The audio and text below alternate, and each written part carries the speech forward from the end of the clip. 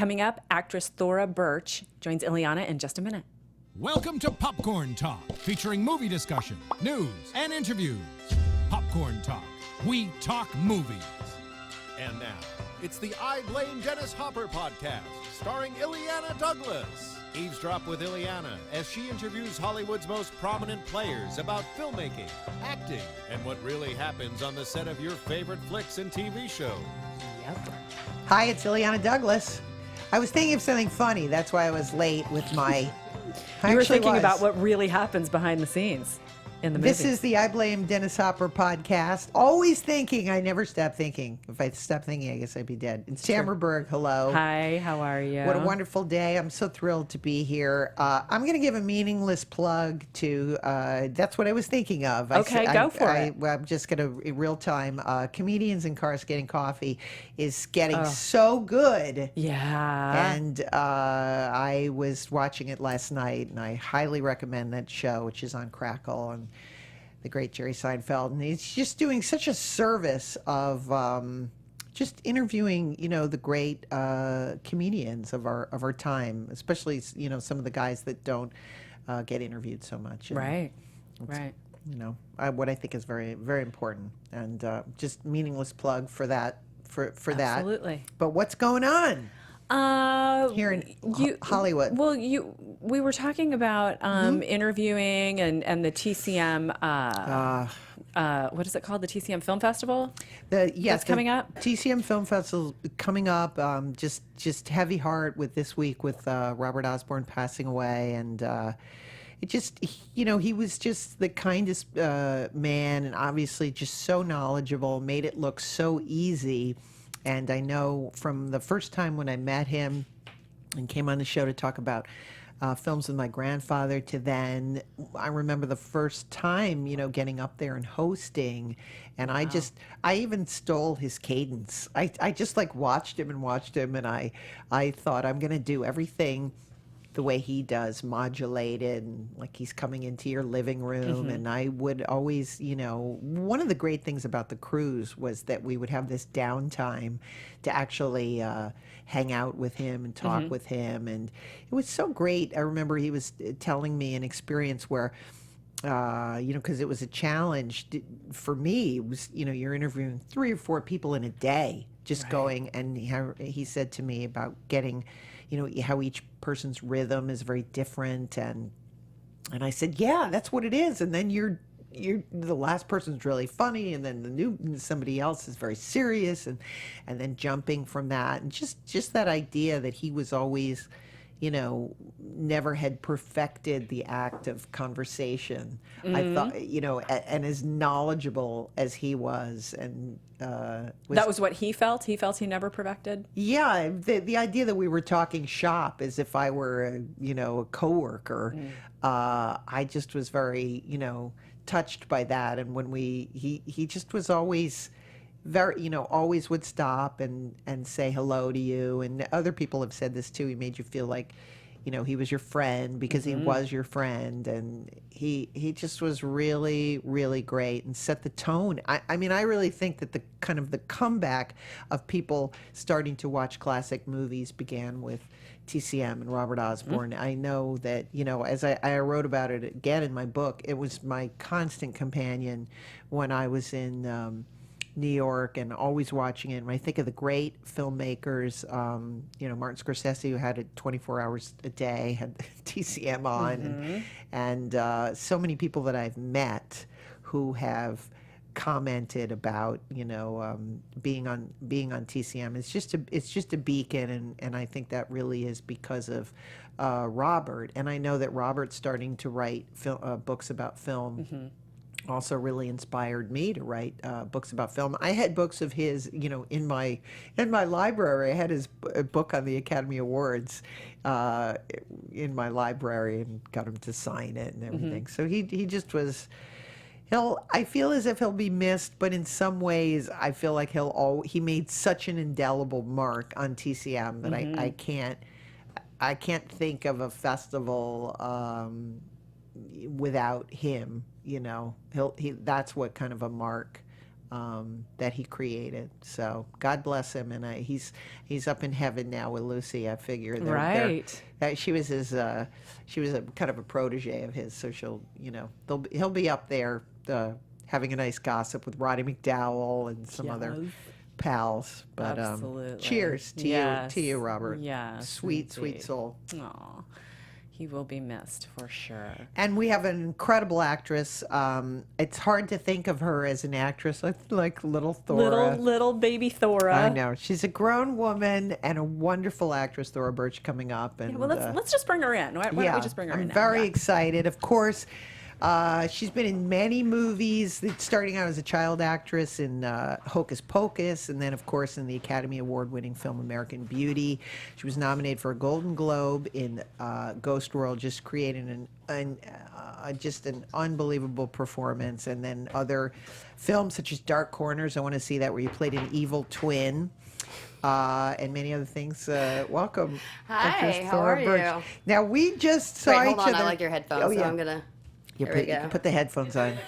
It makes you feel like a DJ. Mm-hmm. Yes, for sure. Now, I just saw you because we have the Criterion collection Coming out, which is of Ghost World, right. Ghost World, May 31st. 30th or 31st, one of those, but at the end of May. And I saw you. And what was the last time we saw each other? It was a Oh, long time. gosh. Did you ever come to one of my music parties? I feel like, again, way back in the day, we exchanged Christmas cards. Probably. And stuff. I remember we had a blast on set, and I think I ran into you a couple of times after that, here and there. Yes. But I can't, maybe a party or something.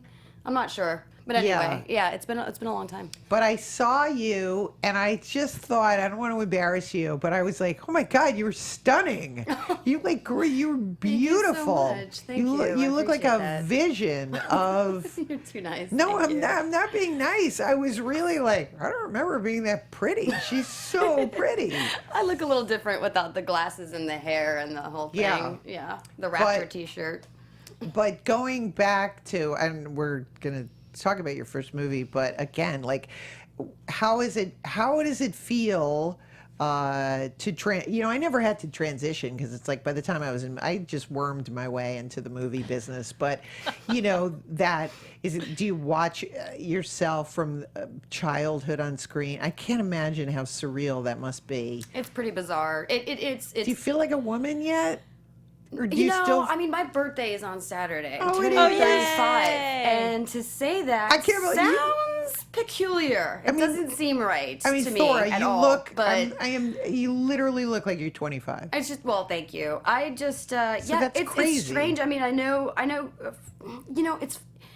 that's a good question, because I know one of the main questions on this show is, what's the first film that you've seen? Yeah. And over the years, I was watching I movies was in in the it. womb. Like, I think my parents would have to tell me what it was, because Yes. they probably took me to go see, like, the original Superman or something. Right. I don't know, but I was one of those young kids who would grab onto a movie and watch it 109 times in a row. Nice. So I know all of the ones that I loved, but my most distinct memory of kind of falling in love with, let's say, the business was actually shooting my first commercial, which was for California. I'm sorry, what? Move closer to the mic. Oh, it was for California Raisins, and it was just before the dancing. Whatever that was, and the premise of the commercial was kids doing things for snacks, like the crazy stuff that they would do to get their hands on unhealthy snacks, and the raisins are healthy. And I just remember having the most amount of fun, because they sat me down in front of this refrigerator with all of the contents spewed all on the floor, and I've just got this like raw hot dog in my hand, and I'm dipping it in the peanut butter. I was having the time of my life. Yeah. And it was just this feeling of, this is work. Sign me up. Yeah. This is like, if this is called work, this is what I'm doing. So yeah, it's just, I think it's the excitement that. But did you watch movies on set? And then, growing up, I watched pretty much everything. Sorry, I didn't mean to cut you off. No, go ahead. I watched pretty much everything except what I was in. Mm-hmm. It took me a long time to be able to just watch a movie and be like, oh, it's just a movie, grade it just as a film. Right. You don't really, especially when you're working on one, you never really grade it correctly. But because you've got no subjectivity. How old were you when you did Hocus Pocus? I was 10.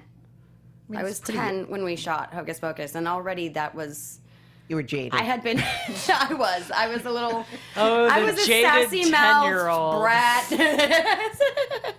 that knew everything under the sun and loved to curse, and I still feel that way. That's so funny. Now, is that from your parents were in the film industry, but the part of the film industry that people don't as much talk about. Did you have any awareness of that? Wait, Or- of what? No, I didn't know until let us older. Yeah, my parents were in the adult film industry briefly before I was born, and they were. Well, my mom was in the movie that everybody talks about. Yeah, absolutely. She was in that, so that kind of what's followed that? her around forever. And growing up, I didn't know that. I didn't have any awareness of any of that at all. I mean, We had no internet. no internet, but So also how would you know? the story was that she danced.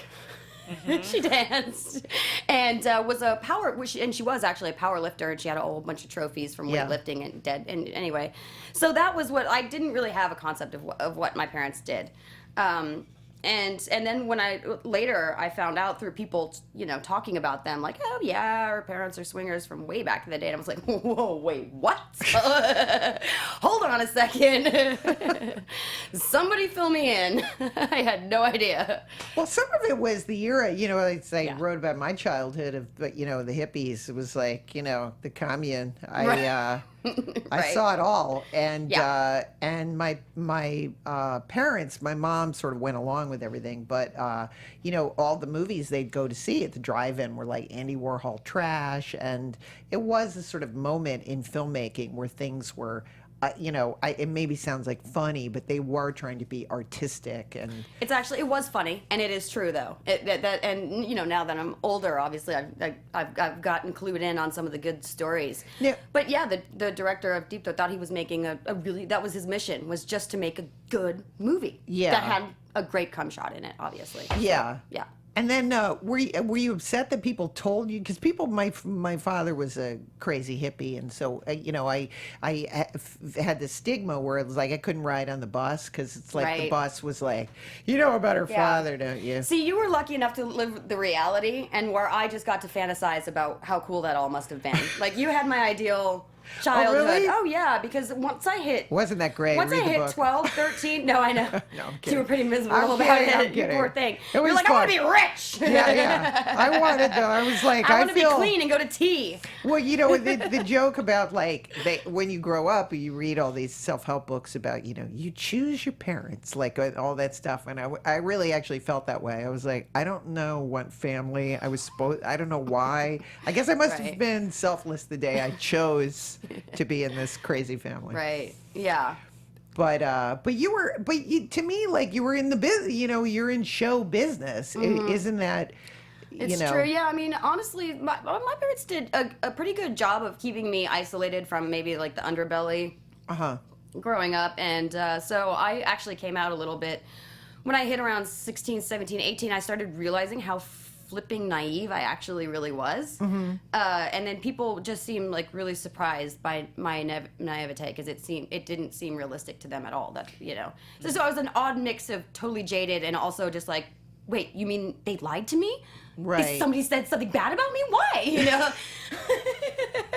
When? Who?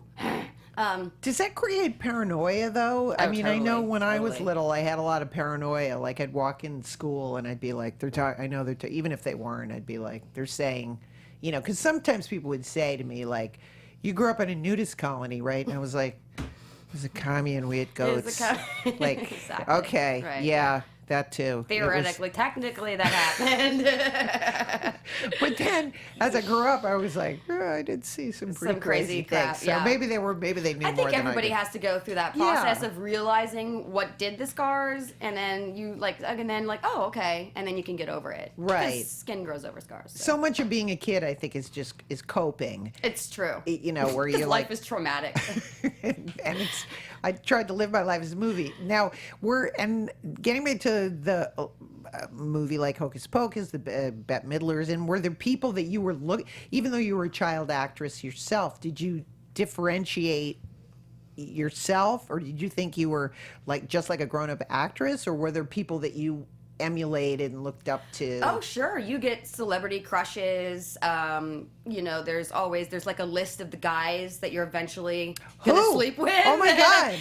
I didn't make half of it. I didn't make half of the names on my list. Did you ever get to meet any of the people? I remember why love we this. put up with all of the things that we have to put up with coming with the business, and we're not going to complain because we're incredibly fortunate, blah, blah, blah. I know. Okay. So one day... One thing that makes all of the other rough stuff worth it is when you get to meet or, oh my God, work with one of your idols. Yes. So, thank you, Thora. No. No, but I'm talking about like idols, right? Like you've got this guy's picture on your wall like for 5-6 years. Yeah. Right? Okay.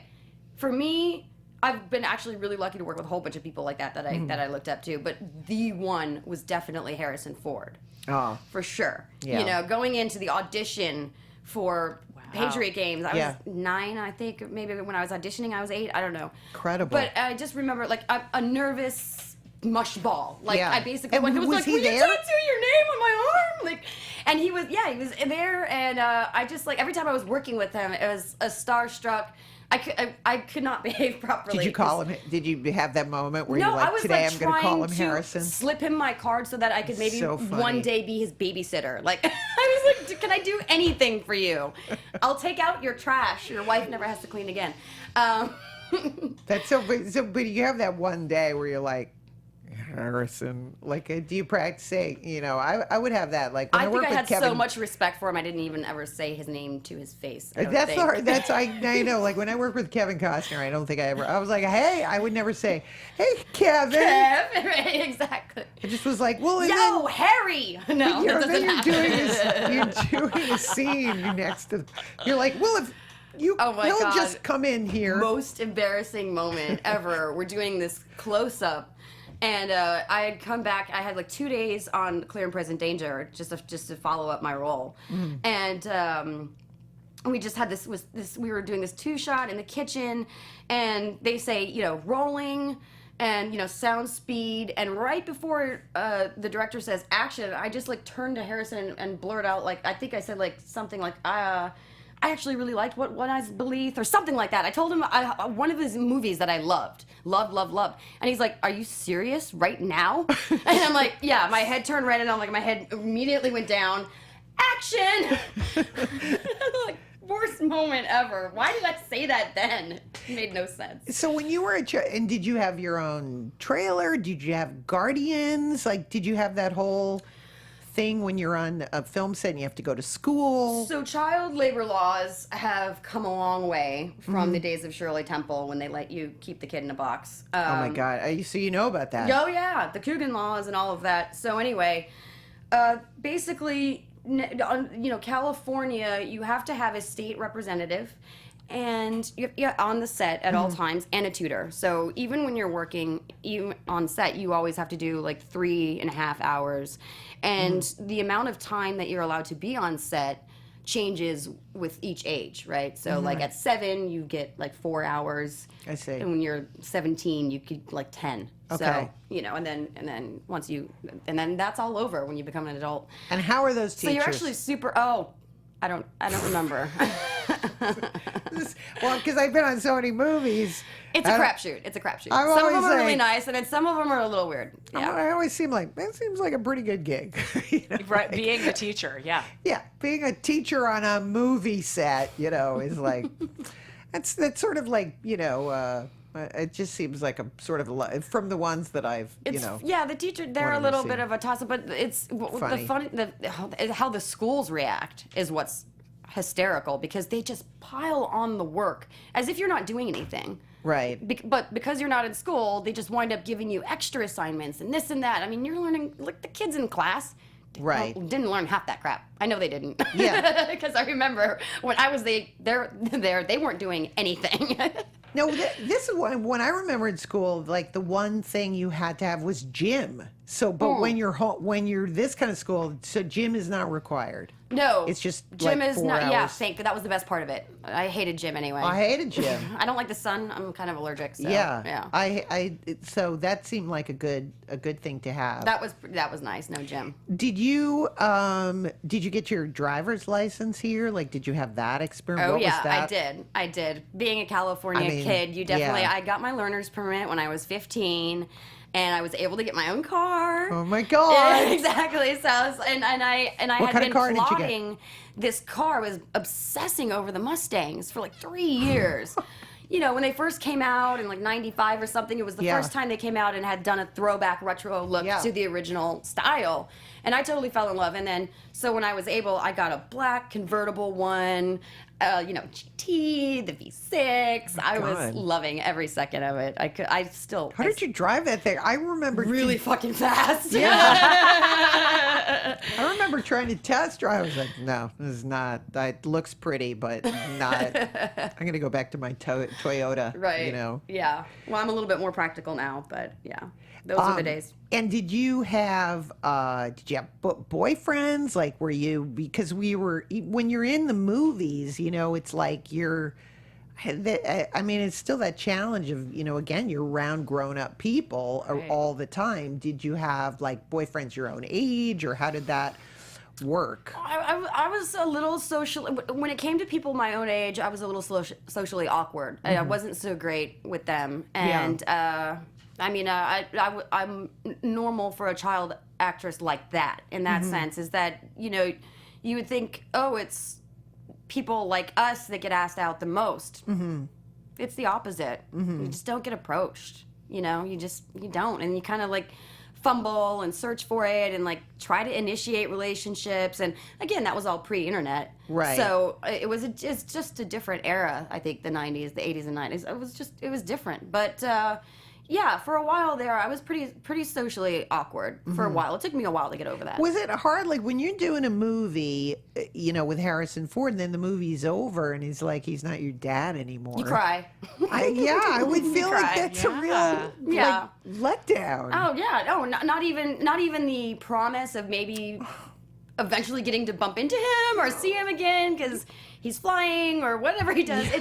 You develop, every time you make a film, you develop such a tight relationship with the crew and definitely with your cast and your directors and producers, and then it just, sometimes relationships last, but that's kind of rare. Usually they don't. You know, just people like move on and. No, it never gets easier. I always set aside time now afterwards because I know it's going to be a grieving process. I'm going to be like, why am I so bummed out? Yeah. But I also like the schedule of acting. I feel like I am the happiest when I'm on location. I have no cares. I'm in a hotel. Sure.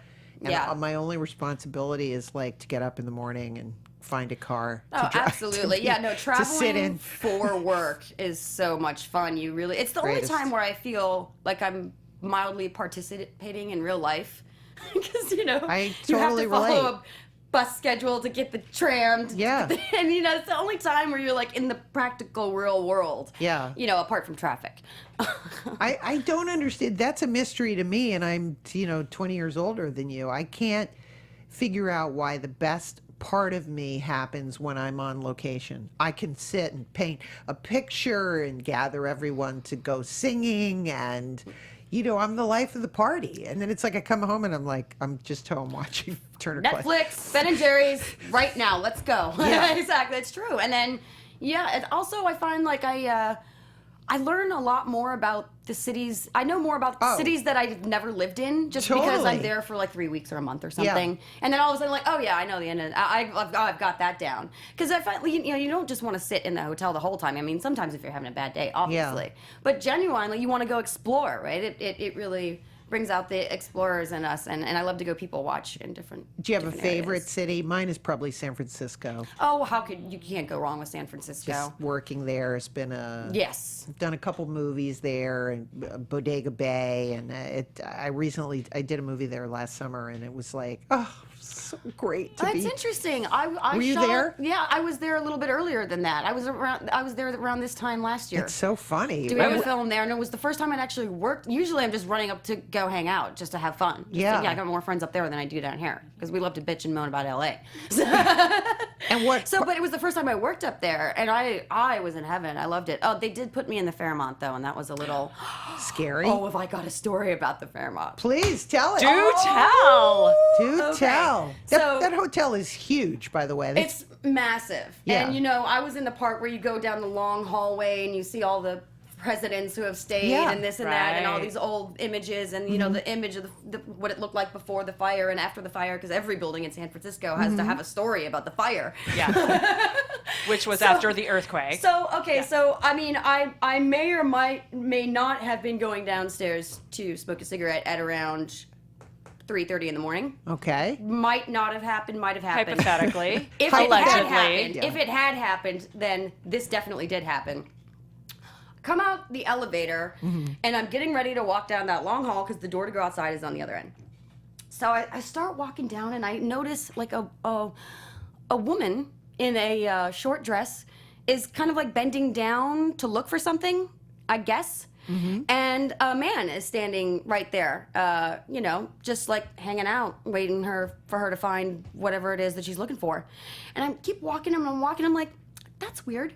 And I keep getting a little closer, and then it's pretty obvious that there is some filleting going on. Okay. And I'm like, all right.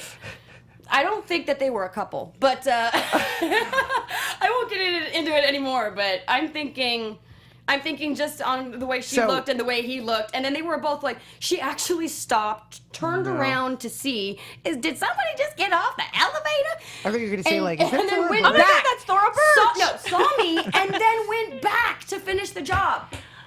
Well. That's work dedication. So suddenly, you're hypothetically smoking a cigarette was not, which is probably all caught on camera these days. Are you a Yeah. fan of? I'm a huge fan of Dateline and the murder shows and Oh, stuff. me too. You know that. The one thing I know is like, well, at least when I go in the car and it's going to be Right. Somebody's gonna catch it on everything's be camera. filmed from multiple angles. For a number of years, I would always scope out the building because paranoia does come in actually, and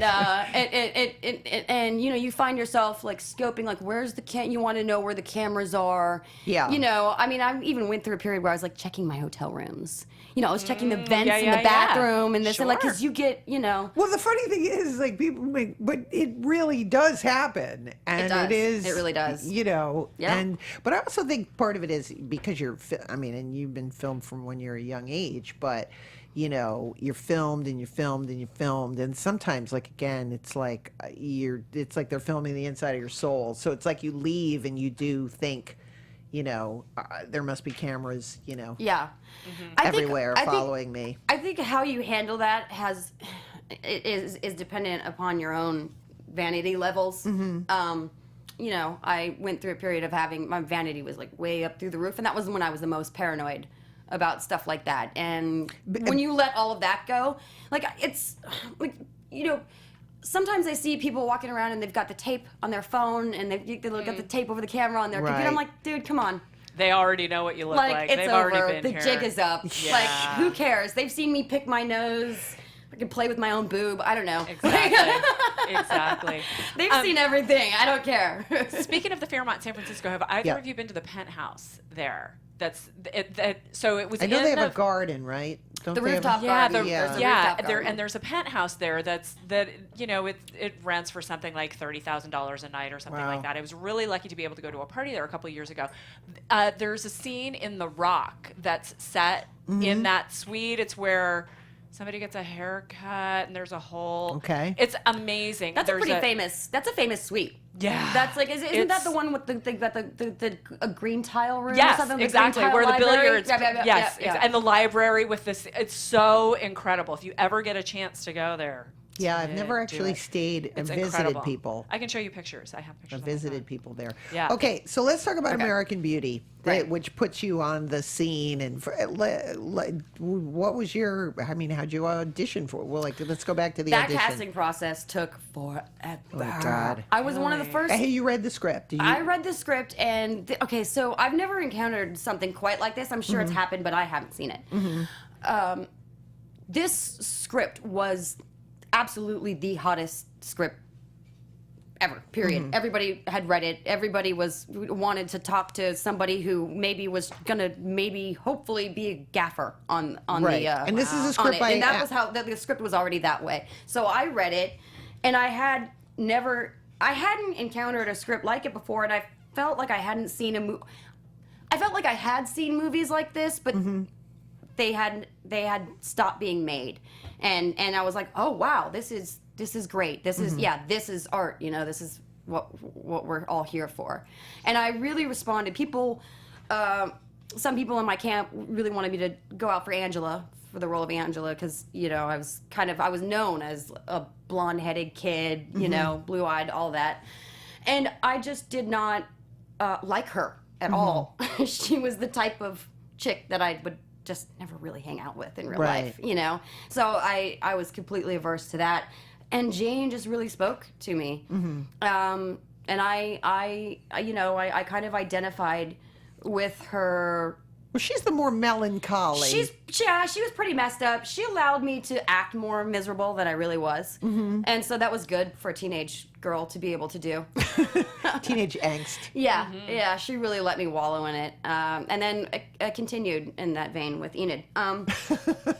So that's where I was. A lot of acting going on.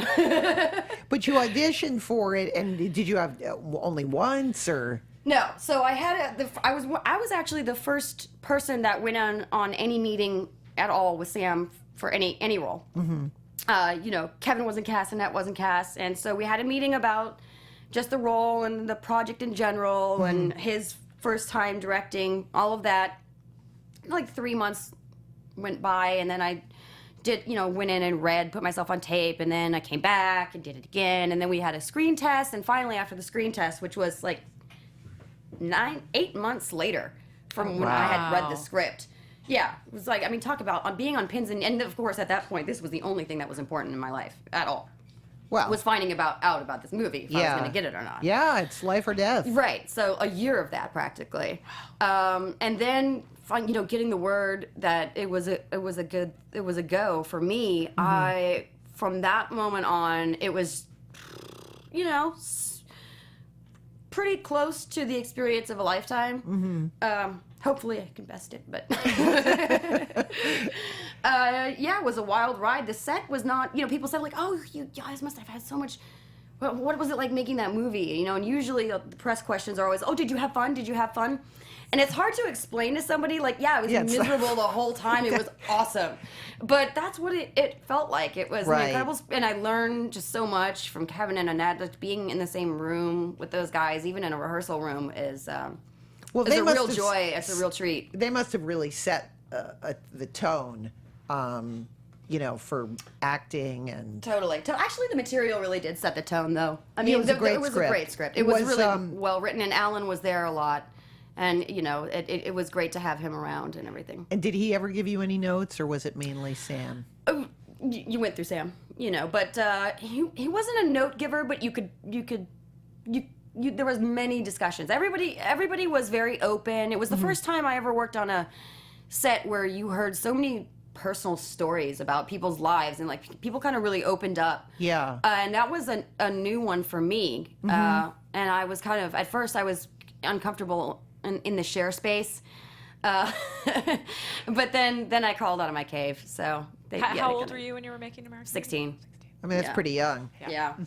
Now, how quickly from the first moment, like who calls you, your agent or your manager, says, Thora, you got the part. Okay, another good story. So That's my favorite. It's literally, and how long does it last? Is my follow up because you're like, I can't do it. No. I'll make it quick. They're like, okay. I have to get her out of the studio. She talks too much. No. Okay, so I'm doing this small TV movie called Night Ride Home. and waiting again. You know, I had left the set to go do the screen test for American Beauty, and I came back, and at that time there was a onset flirtation with somebody who was working on the crew, and we had been up all night talking, because that's what you do when you can't have sex. You just talk. So we were like, I was Tell up me for like about it. 10 at night until like 4 in the morning, and I had to get up because I didn't get any sleep, and I had to get ready to go to work because I had an early call. So I finally hang up the phone with this guy who I'm basically just like messing with his head just on purpose. It's just, you know, mind games. Why not, right? And so I hang up the phone, and I'm like, thank God that call's over. And then the phone, like 5 seconds, I'm brushing my teeth, 5 seconds goes by, and it was the phone in the bathroom right by the toilet. And I, like, brushing my teeth, okay, go to work. Phone rings again, and I'm like, are you fucking kidding me? We just got done talking. Like, I assume it's him calling him again. And he goes, and it's Sam on the line. Oh my God. And he goes, Thora. You know, like, I'm like, who's it? You know, and he was like, are you all right? I'm like, who's this? And how do you have my number? He's like, it's Sam Mendes. And I'm like, oh shit, wow. And he goes, yeah, so I just wanted to call and let you know that, yeah, we'd love to have you come on board and play Jane. I'm like, yes. Oh my God. I was all about it. I was like, yeah. So then you get the part, and then how quickly did you ever get scared? Because I always get scared. Like it's elation and then total fear. They're gonna find out I'm a phony and I don't know what I'm doing. Abject terror. Oh yeah, sure, totally. I was convinced that people were gonna really see how dumb I was. That was one big fear, and also just performance anxiety in regards to a couple of different scenes. You know, I mean, obviously the nudity one was kind of that was really scary. But just, yeah, hoping that, you know, you're not going to get drowned out, basically, by the wonderful people that you're working with, you know? It's kind of like, yeah, like I'm a fraud. Hopefully no one will find out what a fraud I am, please. Yeah, well, that's always tough. So then you're working on the movie, and then had he said beforehand, like, you know, but you read the script and it's like, oh, not rocket science, I'm gonna have to be naked now. Yeah, well, I mean, that was even a discussion during the auditioning period too. I guess I probably could have. I mean, in the law is if you know you get to the set and the day arrives and you don't really, at the end of the day, you don't really want to do that, you can always just say no. You can always change your mind. But I knew going into it that it was just one of those things that I was just going to have to suck it up and do, because to me, it was not a sexual moment. It was, it read true. And I could really relate to somebody behaving in that way in that moment. And it was about her vulnerability, really, and her feeling for the first time like somebody was actually paying attention to her. Right. Which I thought were, you know, that those were all things that made Jane an intriguing character to me.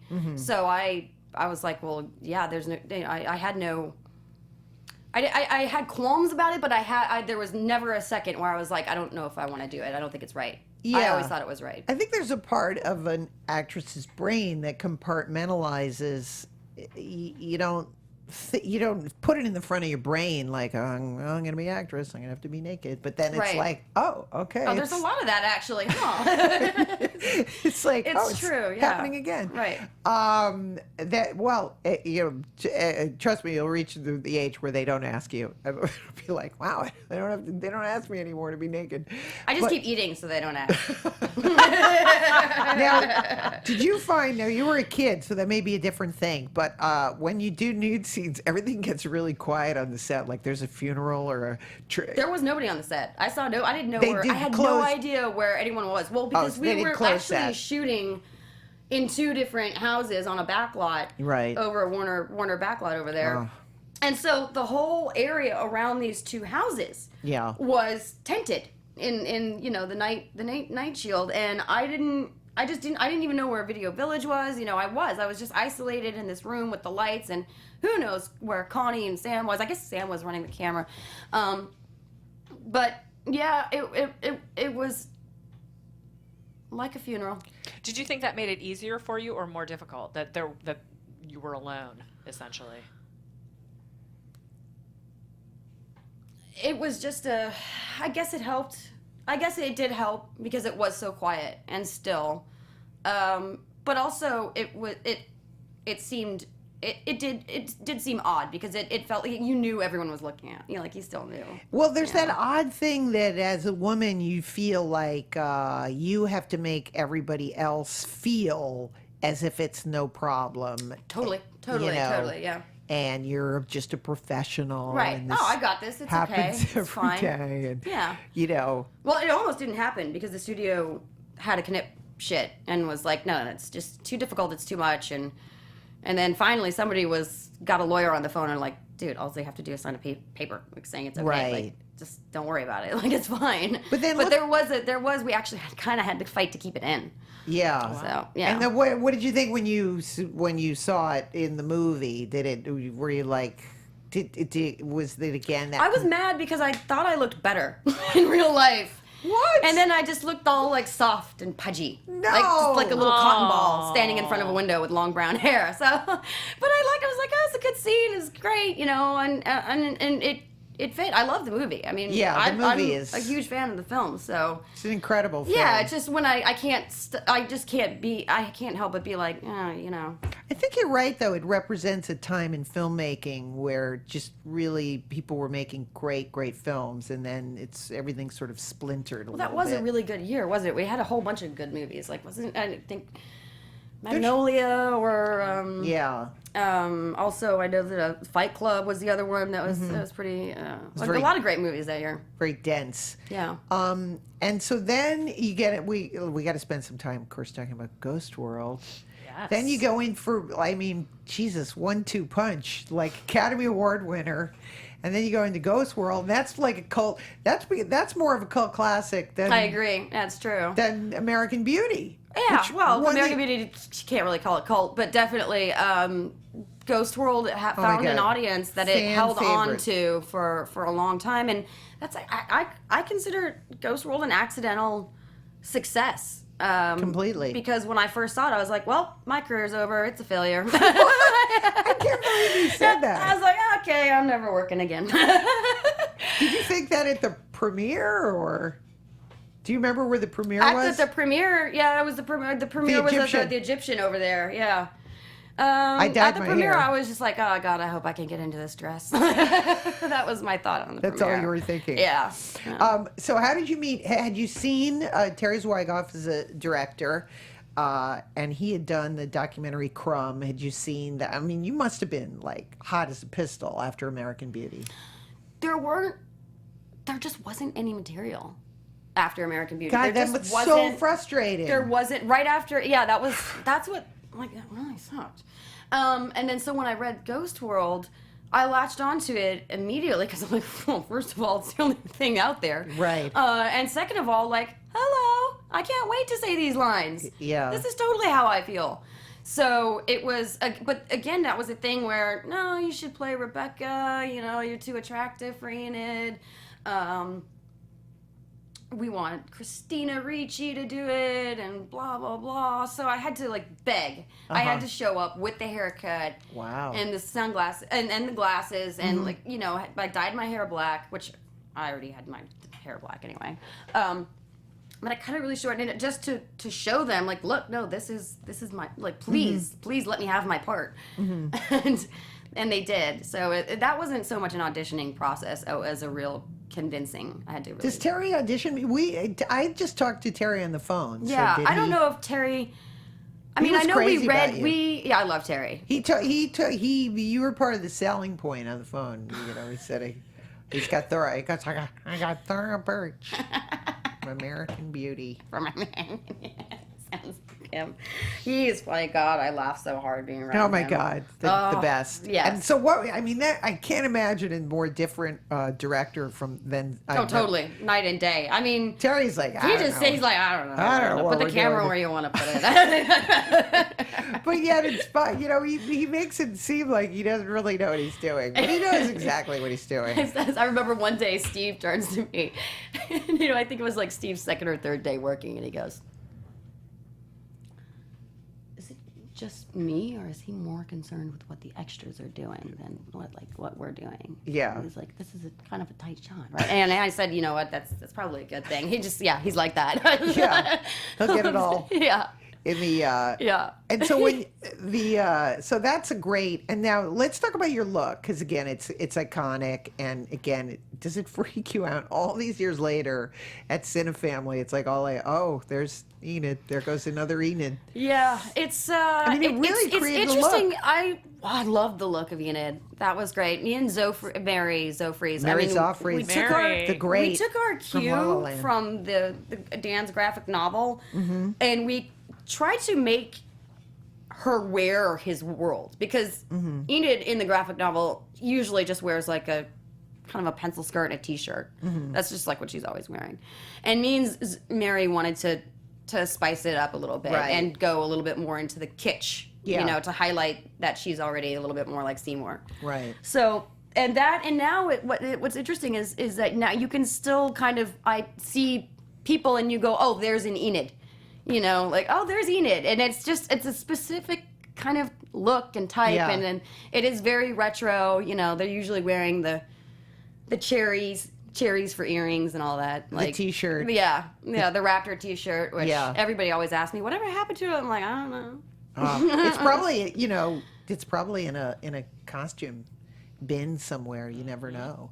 Now, Could be. one of the things about Ghost World is you have this great comic timing. And were you aware of? I mean, because again, your deadpan-ness that's what makes the movie. She's pretty, she's pretty stoic. But and it's hard deadpan. not to. What you did that was so great was you didn't goose it. You didn't be like, I'm the cynical one. You just had Just did it, yeah. that deadpan quality, but underneath it, we saw your pain and stuff. I mean, so I'll Yeah. let you talk, and I won't talk about it. No, it was I just didn't play the comedy. I mean, a little bit. There were certain moments, especially when in the beginning of the film, when she still had a little bit more exuberance and she's kind of more playful, and those kind of moments I just kind of threw in there to show more of an arc for her. Right. Because when she starts out, she's just kind of flamboyant, and it's like making when in the diner with Weird Al, she's just like, oh, this kid's like hilarious. What's Yeah. wrong with this girl? Like, she's fine. And then as the story goes on, she becomes more disillusioned, and we follow her make that journey, and either become disillusioned with her or just don't know what to think really at the end of the day. Which I always liked films like that. And one of my favorite parts of Ghost World was that the ending was so strange. Yeah, And it was left ambiguous. to interpretation. Like, where does she go? But Yeah, she where always is she says going? she's going to go away. She says she's going Yeah. to get on the bus and go away. Yeah, she does say that, but then she does. But also, I think that there's a little bit of a larger metaphor in there, but I'll leave that for smarter minds than me. Was it when you were working, and again, this just could be my interpretation of watching it, but like, did you develop, I don't mean real feelings, but did you start to develop feelings for poor Steve Buscemi, or does it always... Well, I was become- a huge fan of Steve's anyway. Yeah, I he's the just greatest. I couldn't wait to start working with Steve. I love Steve. I was so happy that he did that role. So I no, can't what imagine the happened was movie without him. I couldn't kick her afterwards. Mm-hmm. I just got myself. I indulged in that headspace and seeing the world through her eyes for so intensely Mm-hmm. Yeah. that it kind of just stuck with me and became my personality Mm-hmm. for I'd say about a good year and a half, 2 years. Following that, it took a lot of sex, drugs, and rock and roll to get it out of me. Thank you. Well, it seems like what Enid would do. One of my favorite scenes, well, I have so many favorite scenes. And I think I told you that when I went on tour with my book with Alamo Drafthouse, the movie they chose from the canon was Ghost World, because that brought the most people out. And Wow, that's oh my God, cool. it was crazy. And the movie has more resonance today, which I can't understand. It's just that alchemy.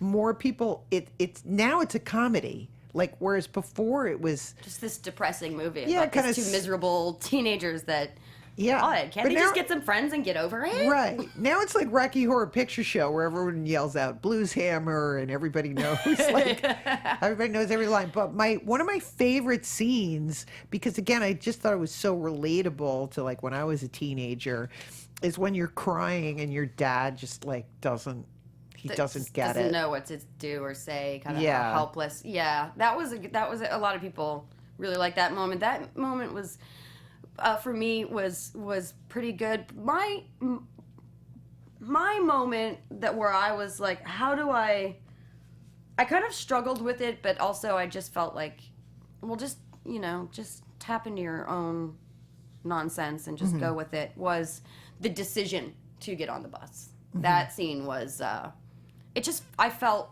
I don't think I've ever been so actually in the moment.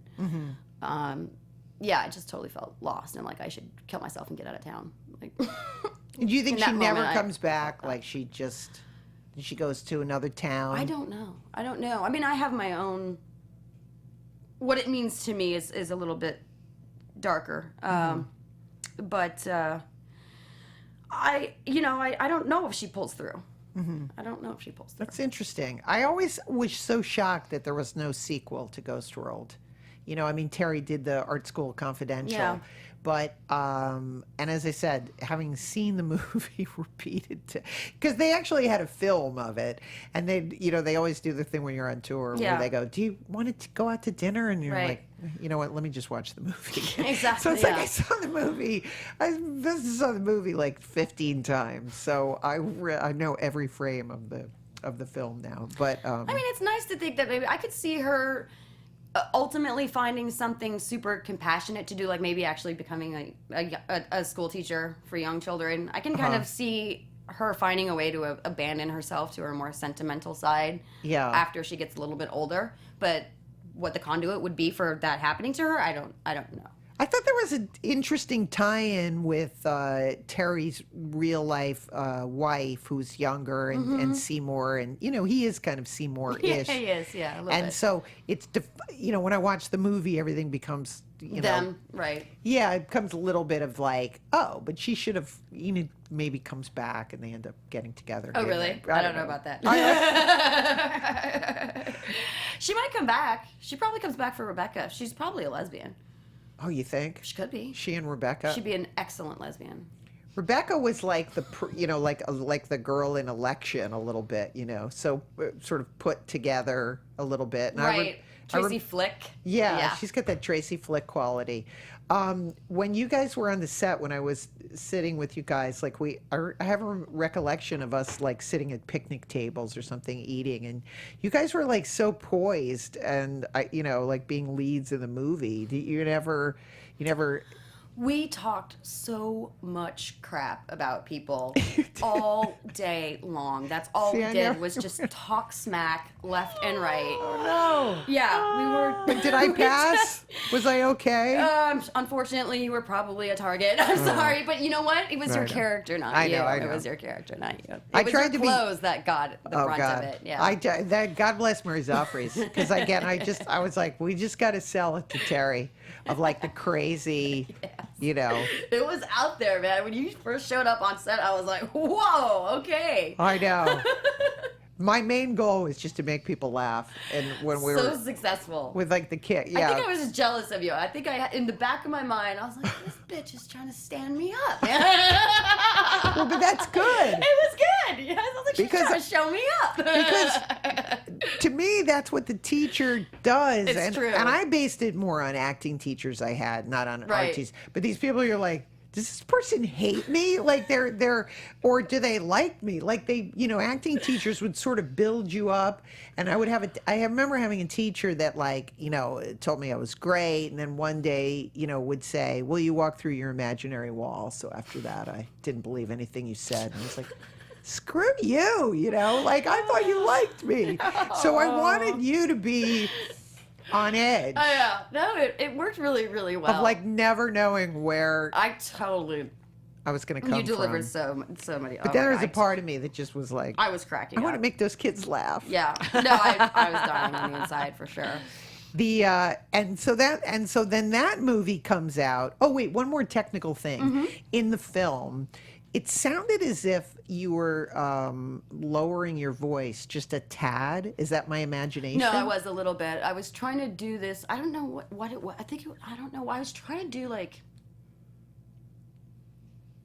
I was playing around with my voice a little bit. I remember that. And I think I was just going for like a steady kind of, I just wanted her to have a steady drone. You know, like how you hear some people talk and there are just no levels.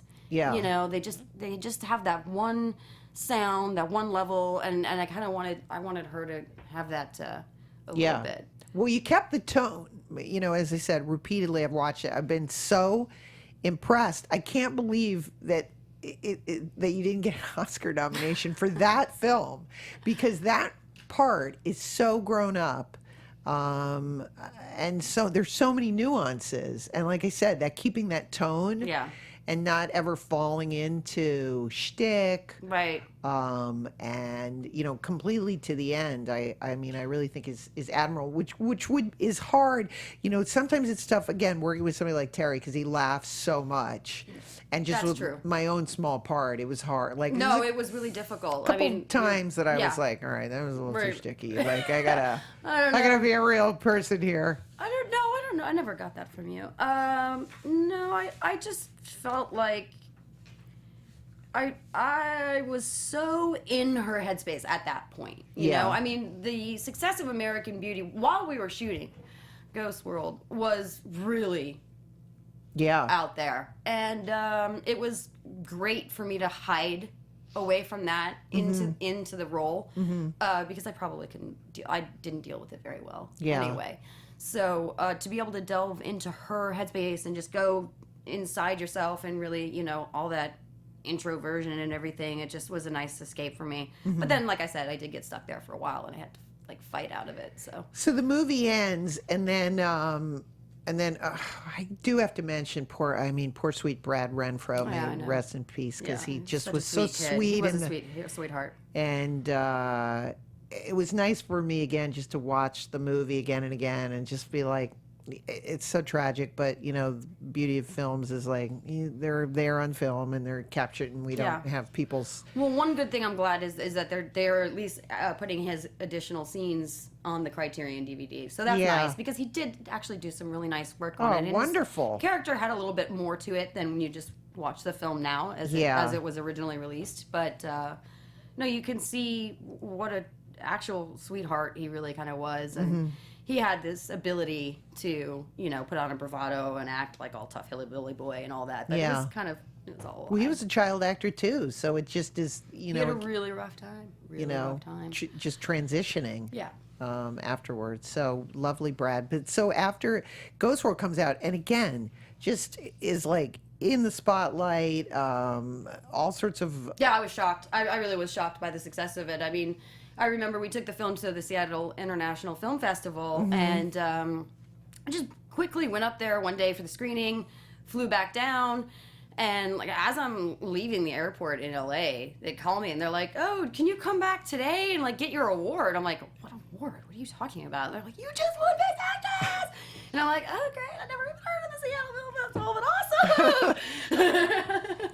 I was like really happy that, you know, it was starting to get attention, and then with the critical acclaim of the film itself, it really kind of just took off from there.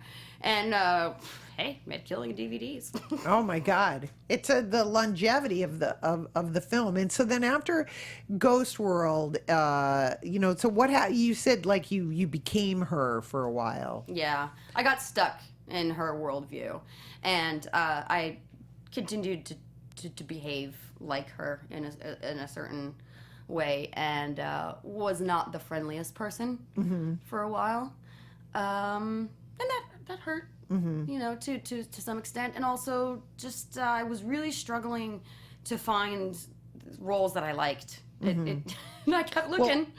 Well, you know, you talk about an interesting. I always talk about the trajectory of independent film, which stopped after Ghost World. You know, that's when things sort of became problematic. Well, it was so weird the way indie film became just as commercial as any other thing. Right. And to a large extent, it still is that way. But there's still more of an opportunity in independent to explore at least better stories and things that fulfill the role of what I believe the mission of films should be, and they are tutorials. They're not. I think now more than ever they should be treated as such. I think once upon a time they were just escapism in the sense that we could worship idols that we could see and the gods returned, and it was a beautiful thing. But now, because there's so much out there and there's so many different outlets, streaming and the explosion of like the era for storytelling right now, it really is in TV. But I think films still serve that purpose to show us what is right and what is wrong and what is honest and what's false, and that is, and also to treat each other better. And so many films that get a lot of attention, I think that they come really close to fulfilling at least half of those. Right. And then they kind of fall off, or they, it gets the message gets lost. Well, after Ghost World, I mean, did people want? I mean, what was the struggle? Was the struggle that you didn't want to be Enid, or that people wanted you to be that person, or you wanted to do something different? I was looking for something different. I was very much in the headspace of, oh, okay, well, now I've got these opportunities, so let's explore those opportunities. I wanted to do a legal drama. I wanted to do horror. I wanted to go into politics, but it's like I still looked like I was in high school, and it just, all of the things that I wanted to do just weren't really there, or I didn't fit into them yet. And I'm still an odd duck like that. It's still, the right thing for me is can be shockingly difficult to find. Well, it's a transition. You know what I mean? It's because it was such an indelible character, and you know what I mean? Like that's what I think is tough. Yeah. And well, for a long time in the early aughties and all that, females weren't characters. I don't think. We were just labels. Girlfriend, wife, whatever. But you were still so young. I mean, again, coming off of Ghost World. It's better now for younger actresses. But definitely. A lot better now. But again, so coming off that, and and so what are some of the things, not your sex, drugs, and rock and roll, but when you took like a sort of a self-imposed break, did you travel? Like, what was the best part of? Well, I kept working for a little bit after that. I was in my search for the types of films, I started doing more and more indie, and I did do my horror, two of them actually, and then I did my little things here and there. And then after a while, I did actually make a decision to be like, you know what, this is just not working out so much. I'll just take a break. And I went and I got my degree. I hadn't gone to college out of high school because of my work schedule and everything. And so I took a break. I got my online degree in legal studies. I thought I was going to become a lawyer.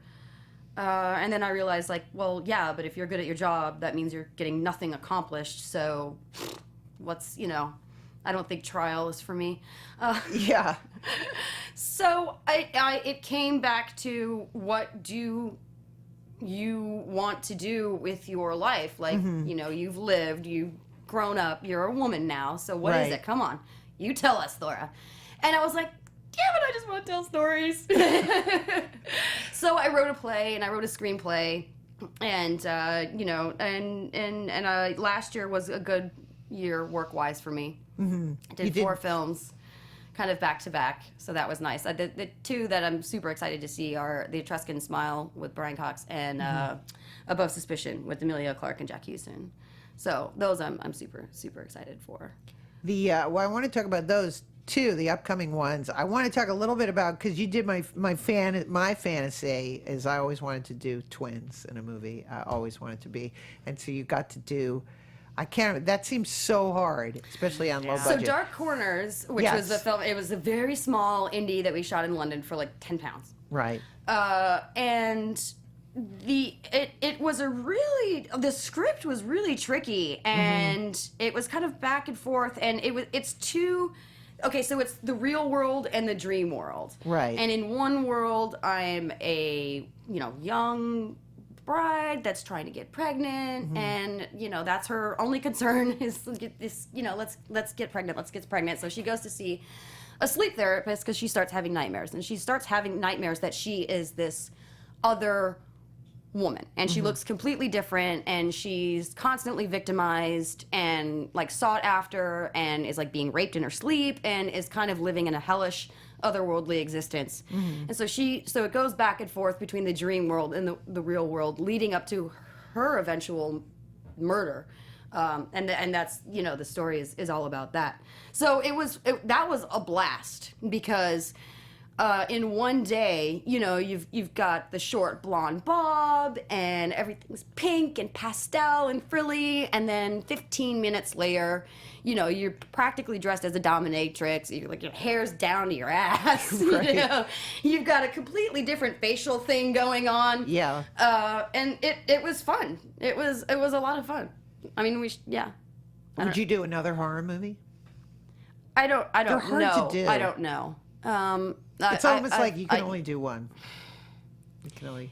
Would I do like a Pan's Labyrinth type thing or something like that? Sure. Who wouldn't want to do something like that? But as far as like the real gritty kind of slasher ones, I don't think so. I could do it. I'm good. I'm good. I can't, in my list of many things, I don't want to work in water.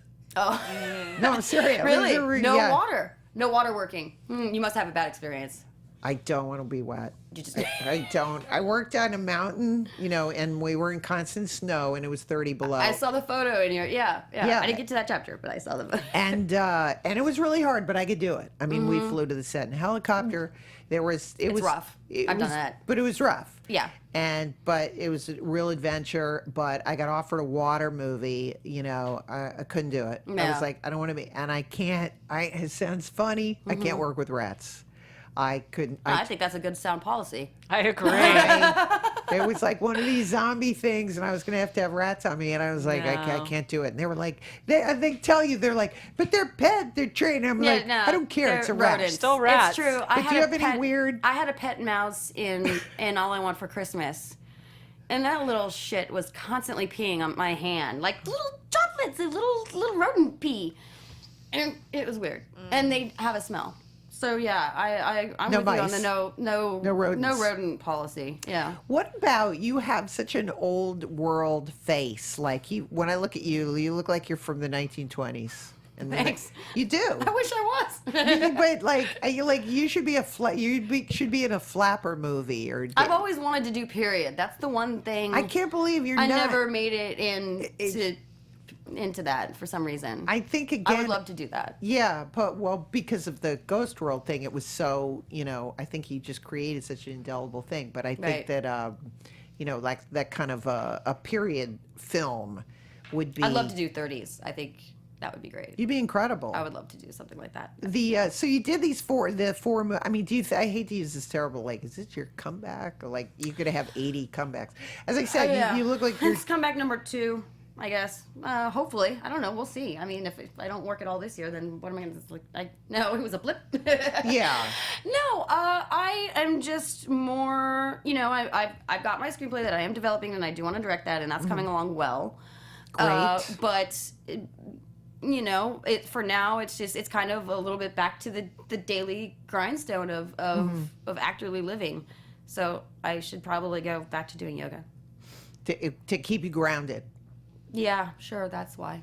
Do you stay in touch with director? I mean, do you ever, I wish. I was dumb. I should have taken numbers. I should have I always thought I was like, oh, I was too cool for that. I was just assumed like, oh, well, in 3 years when I run into him next time, like it'll be fine. But I know, but everybody does that. I never made and so I should have been should have been taking numbers the whole time. But you were driving your Mustang. I was busy working on my list. Yes.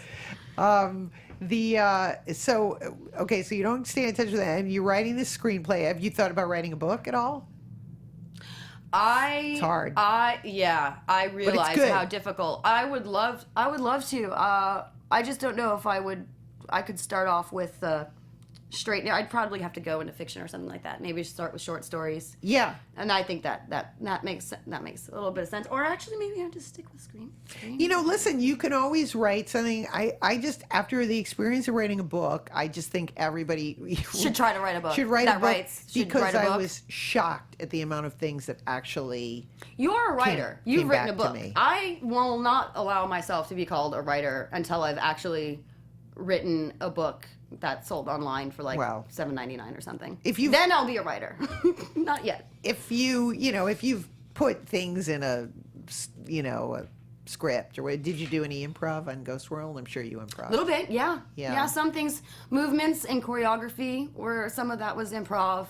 Some improv was in some of the stuff, like I said, the earlier scenes where she seemed a little bit more vivacious and just kind of like, poking fun. But a lot of the lines in Ghost World were right there on the page. Like, you didn't have to make up a lot of that stuff. It was a stellar. To me, that movie is the number one thing is casting. The casting. Yeah. Every part, even if the person Right. had No, like it's one true. line, It's true. was just hysterical and funny. Right, which I that's Terry. That's his attention to detail that Yeah. Nobody notices that he's actually engaging in. Yeah. You should petition Terry to like me. You can be. Absolutely. It's like, what are you? Terry, get your butt out there and start making stuff. I know. It's true. Put me in it. Yeah, exactly.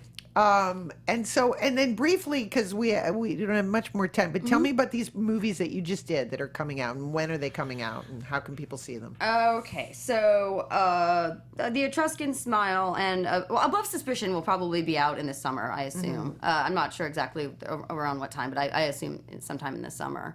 And that's a true story but the only FBI agent who was ever acquitted for murder. I mean, not acquitted, sorry.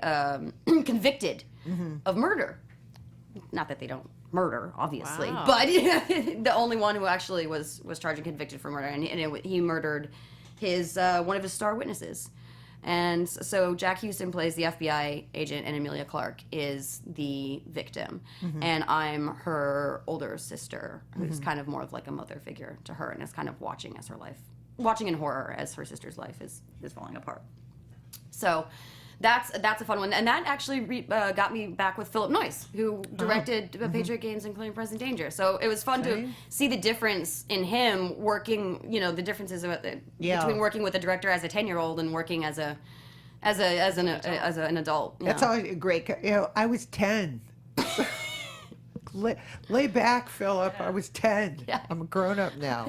And he's changed. His style's changed a lot. Really? His style, maybe, yeah. His style's how many changed years have you been? It's so funny because you're still so young, but how many years have you been in the business? 30 years was last year, so 31 years. That's crazy. And what is the other film? The other one is The Etruscan Smile with Brian Cox, J.J. Feld, and Rosanna Arquette. And that's a lovely European-style family drama for older audiences. It's about a man who lives in the middle of nowhere in Scotland, played by Brian Cox, and he's sick. And to seek help, he journeys all the way to San Francisco. But the reality is he's going to fix relations with his family, and I'm the wife of his son, and we have a newborn, and he's a curmudgeon, and he falls in love with the child and no one else. So, yeah. Oh, that's it. Well, that's going to be so interesting. And then the Criterion's coming out.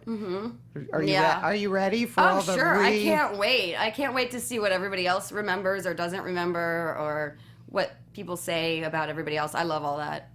I think it's going to be a big splash. As I said, I had the preview because when I toured at I would love to do a screening and panel with all of us to just get us all together. Yeah. To do one at some point. That would be fun. Yeah, I would love that too, just because it's so nice the way that the fans. Then I can see Steve again. Yeah. Because he lives he never leaves New York ever. See you grown up. Well, anyway, thanks so much. Anything else you want to add? Just a thrill to No, thank you for having me, and thank you for the here. book, which is really good, by the way. Really, really. Yes, please write another one. I will. The next one's going to be, the dark, the dark crazy. The tell-all. I love it. I'll be in that one. Can't wait. No, you're I'm in. kidding. Well, I did. That's the chapter, the wig years. The wig years. Every movie, I was like, why are you in a wig in this film? But man, those things itch, don't they? Yeah, they're hard. They're really hard. Hard to commit Hour to 8 a is wig. the worst. I would imagine. Yeah. But Terry, I had him fooled. He actually thought that was my hair. I thought it was your hair too. I know. At Well, first, and I then did- you said like, no, it's a wig. I did that crazy thing where I actually went to an event in the wig. Oh, really? Oh, nice. Yeah, I went to the Crystal Awards with the wig. And I bought the wig on like Hollywood Boulevard. Right. But when you're young, you're like, I don't care. So I was like, I'm gonna go out with a wig, and if anybody knows, and it'll seem like I had this idea that you needed to be in the wig, like you needed to make the public believe it was your hair. Yeah, that it's not a wig. Yeah, exactly. Yeah. So, but yeah, That's funny. the ghost Wig wig. rolls. The wig rolls. Thora Birch. You can Thank find you. Thora on Twitter at 1107miss, and her Yes. website is thora.org. Thank you, Thora. Thank you, guys. And you can buy Illeana's book in bookstores and online. Yes. It's called I Blame Dennis Hopper. You Yes, should it get is. it. You should read it. Yep. Also, check out our website, illeanaspodcast.com, and our Facebook page. Yes, and as I always say, everyone's life is a movie. Your life is certainly a movie with a beginning, a middle, and an end. And this is sadly the end of our show. But please come back anytime Thank you you're so here. much. Appreciate it. Anytime you're here. Best title of a book ever, by the way. Yes, I know. I blame Dennis Hopper, the great. Did you ever get to meet him? I Dennis- did, yeah, briefly, a couple of times. Yeah, I was another one where I like too scared to actually go up because I was a huge Easy Rider fan. He's amazing. Who's Yeah. the coolest person you ever met? Aside from, is Harrison Ford your like coolest? I mean, he's the biggest. He was Yeah. the one. I've met some incredible people though. I know. But you know who I really want to meet? Who? Jeffrey Toobin. I Really? really want to meet Jeffrey Toobin. That would make my day. Okay. All right. Jeffrey Toobin. Jeffrey Toobin, come on, you got a fan. Find her. Okay, everyone, have a great day. Thanks, everybody. Thank you, Thora. That's so Bye. funny. From producers Maria Menounos, Kevin Undergaro, Phil Svitek, and the entire Popcorn Talk Network, we would like to thank you for tuning in. For questions or comments, be sure to visit popcorntalk.com. I'm Sir Richard Wentworth, and this has been a presentation of the Popcorn Talk Network. The views expressed herein are those of the hosts only and do not necessarily reflect the views of the Popcorn Talk Network or its owners or principals.